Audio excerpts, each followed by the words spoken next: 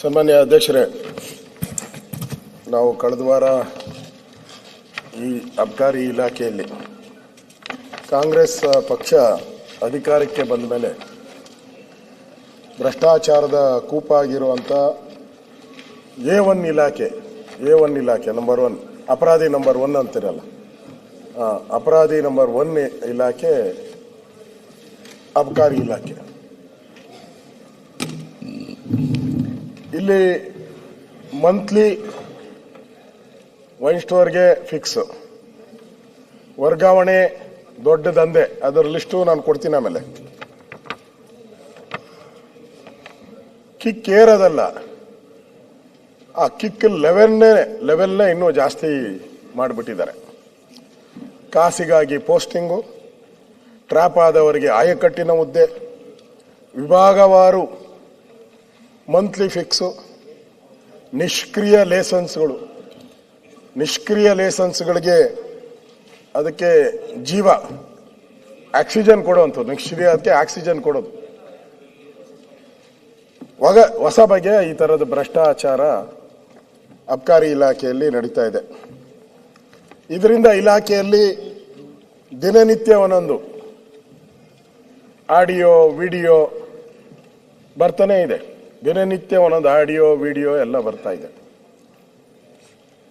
ಇದು ಕರ್ನಾಟಕಕ್ಕೆ ಸೀಮಿತ ಆಗಿಲ್ಲ, ರಾಷ್ಟ್ರ ಮಟ್ಟದಲ್ಲೂ ಸುದ್ದಿಯಾಗಿದೆ, ಆಲ್ ಇಂಡಿಯಾ ಚಾನೆಲ್ಸ್ ಅಲ್ಲೂ ಸುದ್ದಿಯಾಗಿದೆ. ನಾವು ನಿನ್ನೆಯಿಂದನೂ ಹೇಳ್ತಾ ಇದ್ದೀರಿ, ಸಿದ್ದರಾಮಯ್ಯನವ್ರ ಬಗ್ಗೆ ನಿನ್ನೆಯಿಂದನೂ ಕಾಮೆಂಟು. ಸಿದ್ದರಾಮಯ್ಯನವರು ಮೌನ ಮೂರ್ತಿ ಸಿದ್ದರಾಮಯ್ಯ ಆಗೋಗ್ಬಿಟ್ಟಿದ್ದಾರೆ. ಅಬಕಾರಿ ಇಲಾಖೆಯಲ್ಲಿ ಮೌನ ಮೂರ್ತಿ ಸಿದ್ದರಾಮಯ್ಯನವರು ನಾವು ನೋಡ್ತಾ ಇದ್ದೀರಿ. ಅದ್ರ ಬಗ್ಗೆ ಅವರು ಚಕಾರ ಮಾತೂ ಆಡ್ತಾ ಇಲ್ಲ. ಚುನಾವಣೆಗಳಿಗೋಸ್ಕರ ಹಣವನ್ನು ಕಲೆಕ್ಟ್ ಮಾಡಿ ಬೇರೆ ರಾಜ್ಯಗಳಿಗೆ ಚುನಾವಣೆ ಕಳಿಸ್ತಾ ಇದ್ದಾರೆ ಅಂತ ಈಗಾಗಲೇ ಆಪಾದನೆಗಳು ಬಂದಿದೆ. ಇದು ಒಂದು ಕಡೆ, ಅದನ್ನ ಕಡೆ ಈ ಸರ್ಕಾರ ನಾವು ಚರ್ಚೆಗೆ ಹೋಗ್ತಾ ಇದ್ದೀರಿ. ಈಗ ಇದೇನೋ ನರೇಗಾ ಇದರ ಬಗ್ಗೆ ಜಿ ಬಗ್ಗೆ ಚರ್ಚೆ ನಡೀತಾ ಇದೆ. ಗಾಂಧೀಜಿ ಹೆಸರು, ಗಾಂಧೀಜಿಯ ಆದರ್ಶಗಳು, ಗಾಂಧೀಜಿಯ ಉದ್ದೇಶಗಳು, ಗಾಂಧೀಜಿಯ ಕನಸನ್ನ ನೆನಸು ಮಾಡುವಂತ ಒಂದು ಕೆಲಸವನ್ನ ಕಾಂಗ್ರೆಸ್ ಪಾರ್ಟಿ ಮಾಡುವಂಥದ್ದಕ್ಕೆ ನಾವೆಲ್ಲ ಹೊರಟಿದ್ದೀರಿ ಅಂತೇಳಿ ನಿನ್ನೆನೂ ಕೂಡ ಹೇಳಿದ್ದಾರೆ. ಪದೇ ಕಾಂಗ್ರೆಸ್ ನಾಯಕರುಗಳಿಗೂ ಕೂಡ ಈ ಗಾಂಧಿ ಹೆಸರನ್ನ ಉಲ್ಲೇಖ ಮಾಡ್ತಾ ಇದ್ದಾರೆ. ಇಡೀ ಸರ್ಕಾರ ಒಂದ್ ಕಡೆ ಗಾಂಧಿ ಹೆಸರನ್ನ ಹೇಳ್ತಾ ಇದ್ದೀರಾ, ಗಾಂಧಿ, ಮಹಾತ್ಮ ಗಾಂಧೀಜಿ, ಗಾಂಧಿ ಅಂತ. ಅವರ ಆದರ್ಶನೇ ನಮಗೆ ಭಗವದ್ಗೀತೆ ಅಂತ ಹೇಳಿದ್ದೀರಾ. ನಿಮ್ಮ ಸರ್ಕಾರದ ಭಗವದ್ಗೀತೆ ಏನು? ನಿಮ್ಮ ಸರ್ಕಾರದ ಭಗವದ್ಗೀತೆ ಬೇಕಲ್ಲ. ಸಂವಿಧಾನ ಬರೆದವರು ಅಂಬೇಡ್ಕರ್ ಅವರು, ಈ ದೇಶಕ್ಕೆ ಸ್ವಾತಂತ್ರ್ಯ ತಂದು ಕೊಟ್ಟವರು ಗಾಂಧೀಜಿಯವರು. ಗಾಂಧೀಜಿ ಆದರ್ಶ ನಿಮ್ಮ ಇಲಾಖೆ ಏನ್ ಮಾಡ್ತಾ ಇದೆ? ಗಾಂಧೀಜಿ ಆದರ್ಶ ಪಾಲನೆ ಮಾಡಬೇಕಲ್ಲ ನಿಮ್ಮ ಇಲಾಖೆಯವರು. ಸುಮ್ಮನೆ ಒಂದು ಝಲಕ್ ಕೊಡ್ತೀನಿ. ರಾಜ್ಯದ ಮುಖ್ಯಮಂತ್ರಿಗಳು ಹಾಗೂ ಉಪಮುಖ್ಯಮಂತ್ರಿಗಳು ಹಾಗೂ ಸಂಪುಟ ದರ್ಜೆಯ ಸಚಿವರು ಹುಬ್ಬಳ್ಳಿಗೆ ಆಗಮಿಸುತ್ತಿದ್ದಾರೆ. ಮಟ್ಟೂರು ರಸ್ತೆಯಲ್ಲಿ ಕರ್ನಾಟಕ ಗೃಹ ಮಂಡಳಿ ವತಿಯಿಂದ ನಿರ್ಮಾಣಗೊಂಡಿರುವ ಕರ್ನಾಟಕ ಗೃಹ ಮಂಡಳಿ ವಸತಿ ಯೋಜನೆಗೆ ಅಡಿಯಲ್ಲಿ ನಿರ್ಮಾಣಗೊಂಡಿರುವ ಮನೆಗಳ ಫಲಾನುಭವಿಗಳಿಗೆ ಹಂಚಿಕೆ ಮಾಡುವ ಕಾರ್ಯಕ್ರಮದ ಉದ್ಘಾಟನಾ ಕಾರ್ಯಕ್ರಮವು ಇರುವುದರಿಂದ ಸುಮಾರು 1.5-2 ಲಕ್ಷ ಜನ ಕಾರ್ಯಕ್ರಮಕ್ಕೆ ಬರ್ತಾರೆ.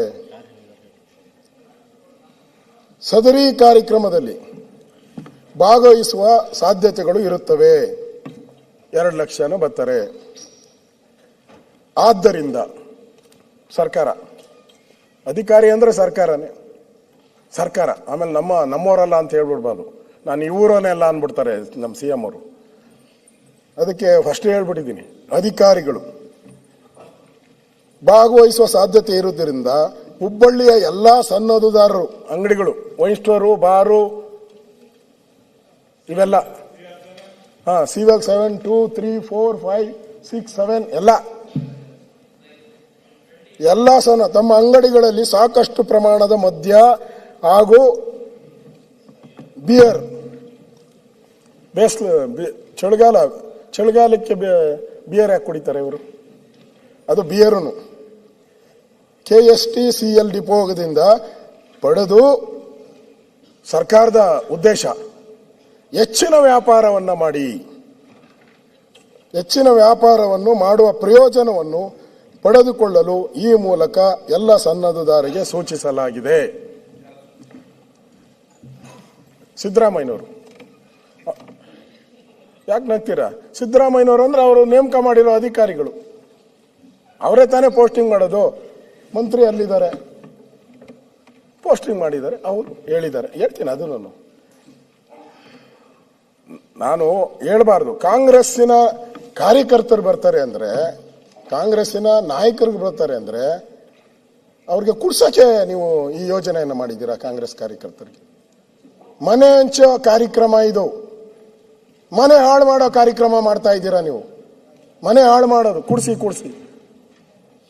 ಮಹಾತ್ಮ ಗಾಂಧೀಜಿ ಹೇಳಿದ್ರು, ಕುಡಿತವನ್ನ ರದ್ದು ಮಾಡಿ, ಕುಡಿತ ಮಾಡಿದ್ರೆ ಮನೆ ಹಾಳಾಗುತ್ತೆ ಅಂದ್ರು.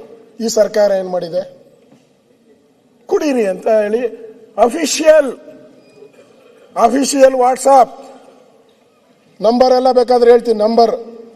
Number 7204606020 WhatsApp group. ಅವನು ಎಷ್ಟು ಜನಕ್ಕೆ ಮಾಡಿದಾನೆ ಅಂದ್ರೆ ಸುಮಾರು 15-20 ಜನಕ್ಕೆ.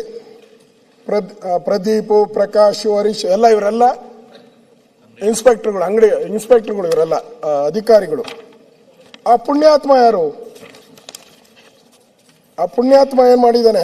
ಇದರಲ್ಲಿ ಹಂಗೆ ಅಡ್ವರ್ಟೈಸ್ಮೆಂಟ್ ಕೊಟ್ಟು ಬರಲ್ಲ, ಡ್ರೆಸ್ ಹಾಕೊಂಡು ಅಡ್ವರ್ಟೈಸ್ಮೆಂಟ್. ಹೇಳ್ದಲ್ಲ, ಪರಮೇಶ್ವರ್ಗೆ ಹೇಳಿದೆ ನಾನು, ಆ ಡ್ರೆಸ್ ಹಾಕೊಂಡು ಲಂಚ ಇಸ್ಕೊಂಡಲ್ಲ CR ಅಲ್ಲಿ, ಹಂಗೆ ಇವನು ಡ್ರೆಸ್ ಹಾಕೊಂಡು ಪ್ರಕಾಶ್ ಪಾಟೀಲ್ 984504682852 ಅವನು ಅಫಿಷಿಯಲ್ ಆಗಿ ಅವನ ಫೋಟೋ ಹಾಕೊಂಡು ಕುಡಿಸಿ ಕಾಂಗ್ರೆಸ್ ಅವ್ರು ಬರ್ತಾ ಇದ್ದಾರೆ ಅಂತ. ಏನ್ ನೀವು ಮನೆ ಹಂಚಕ್ ಕರೆದಿದ್ದೀರೋ, ಮನೆ ಹಾಳು ಮಾಡಕ್ ಕರೆದಿದ್ದೀರೋ? ಆಯ್ತು, ಅದನ್ನು ಅಲ್ಲಿಗೆ ಬಿಡ್ತೀನಿ ನಾನು. ಸರ್ಕಾರ ನೀವು ನಮ್ದೇನೋ ಅದೇನೋ ಹೇಳಿದ್ರಲ್ಲ, ಇಲ್ಲ ಅದು ನಮ್ದು ಶಾಂತ, ಅದೇನೋ ಏನು ಹೇಳಿದೆ, ಸಂವೇದನೆ ಪಾಠ ಹೇಳ್ಕೊಟ್ಬು. ನಾನು ಇಲ್ಲಿ ಕೂತ್ಕೊಂಡ ವಿವೇಚನೆ ನಾನು ಇದಾದ್ಮೇಲೆ ಅಧ್ಯಕ್ಷರೇ ಸ್ವಲ್ಪ ಗಂಟ್ಲು ಇದಿತ್ತು, ಅಲ್ಲಿ ಕುಡಿಯೋಣ ಅಂತ ಹೋದೆ. 12 ಸರಿ ಹೇಳಿದ್ದಾರೆ ಆ ಸಂವೇದನೆ ಪಾಠನ. ನಮ್ಗೆ ಹಿಂದೆ ಸಂಧಿ ಪಾಠ ಹೇಳಿದ್ರು, ನೆನ್ನೆ ಪೂರ್ತಿ ಸಂವೇದನೆ. ಇದೇನಾ ನಿಮ್ ಸಂವೇದನೆ? ಇಲ್ಲ ಅವನ ಕಳ್ಳ ಮಾಡ್ಬಿಟ್ಟಿದ್ದಾನೆ ನನಗೆ ಗೊತ್ತಿಲ್ಲಪ್ಪ ಅಂತ ಹೇಳಿದ್ರೆ ಅವನ ಮೇಲೆ ಯಾಕೆ ಆಕ್ಷನ್ ತಗೊಂಡಿಲ್ಲ? ಅಫಿಷಿಯಲ್ ಟ್ವೀಟ್ ಮಾಡಿದ್ದಾನೆ. ಅಂದ್ರೆ ಕಾಂಗ್ರೆಸ್ ಕಾರ್ಯಕ್ರಮ, ಮನೆ ಹಂಚೋ ಕಾರ್ಯಕ್ರಮಕ್ಕೂ ನೀವು ಕುಡೀರಿ ಅಂದ್ರೆ ಏನರ್ಥ? ಗಾಂಧೀಜಿ ಆಶಯಗಳಿಗೆ ನೀವು ಎಲ್ಲಿ ಬೆಲೆ ಕೊಡ್ತಾ ಇದ್ದೀರಾ? ಇವ್ರ ಮೇಲೆ ಏನ್ ಕ್ರಮ ಮಾಡ್ತೀರಾ ನೀವು? ಇದರಲ್ಲಿ ಮಂತ್ಲಿ ಫೀಸ್ ಇಲ್ಲ ಅಂದ್ರೆ ಇಷ್ಟೊತ್ತಿಗೆ ಇವನ ಮೇಲೆ ಆಕ್ಷನ್ ಆಗ್ಬೇಕಾಯ್ತು.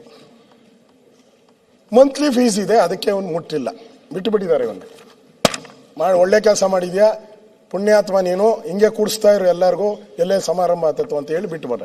ಇನ್ನು ಸರ್ಕಾರಕ್ಕೆ ದುಡ್ಡು ಒಂದೇ ಬೇಕು ಅನ್ನೋದಾದ್ರೆ ಮಾಡಿ, ಇಂಥ ಕೆಲಸನೇ ಮಾಡಿ. ಎಲ್ಲೆಲ್ಲಿ ಕಾಂಗ್ರೆಸ್ ಕಾರ್ಯಕ್ರಮ ಆಗುತ್ತೋ ಅಲ್ಲೆಲ್ಲ ಹಂಚಿ.